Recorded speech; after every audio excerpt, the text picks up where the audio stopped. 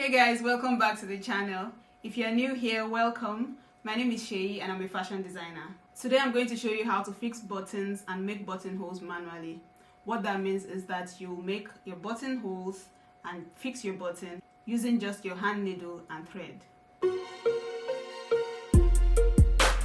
For manual buttonholes and buttons, you will need button, hand needle, thread, scissors, tape measure and chalk. The chalk is just in case you need to mark where you're placing your buttons or placing your buttonholes. So first of all, I'll take a piece of fabric. I'll be using a small piece of fabric to explain the process.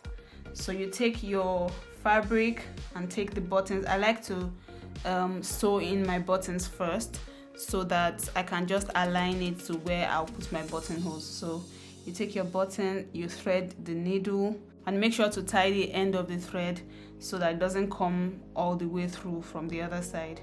So you just basically stitch, and while you're stitching, don't put too much pressure on the fabric so that it doesn't squeeze. Just go over and over like 2 or 3 times to secure your button in place.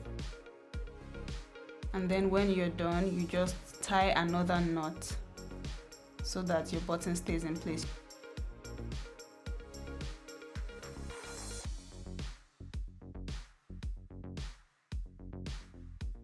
After fixing your button, the next thing is the buttonhole.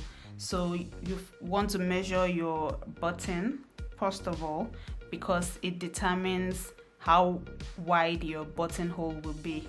For my buttonhole, I like to add 1/8 inch more, just so that my button can slide through easily. I use my chalk to mark the buttonhole length, then I mark 1/8 on each side of it too. Open it back up and snip and snip. Then you take your threaded needle and start to sew from one corner. Just go in and out, making sure that there are no spaces in between, and then you just keep going all the way basically until you get to the end of the other side.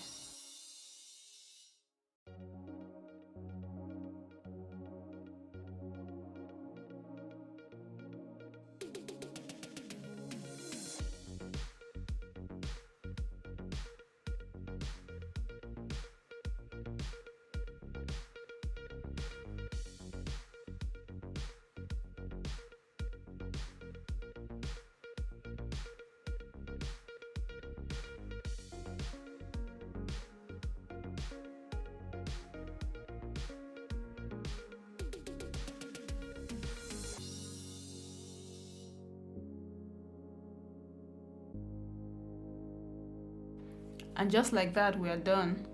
So next thing is to make sure that you lock the stitch. And here it is, the button and the buttonhole. Sometimes I would use this method if I was making just like 1 or 2 buttons, instead of having to go through the process of changing the foot on my sewing machine and all of that. So I find this method useful if I just want to do a quick one. Thank you for watching. If you found this video helpful, please like and don't forget to subscribe. To see more videos, click here, and I'll see you in the next one.